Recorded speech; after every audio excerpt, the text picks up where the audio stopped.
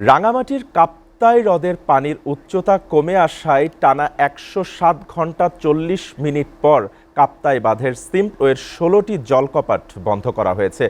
রাত ১১টায় সব জলকপাট বন্ধ করে দেয়া হয়। বিষয়টি নিশ্চিত করেছেন কর্ণফুলী পানি বিদ্যুৎ কেন্দ্রের ব্যবস্থাপক প্রকৌশলী মাহমুদ হাসান।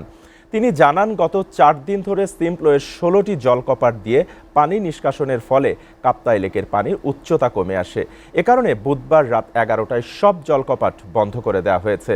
তিনি আরও জানান, রাত ১১টায় কাপ্তাই লেকের পানির উচ্চতা ছিল ১০৩.26 ফুট মিন সি লেভেল।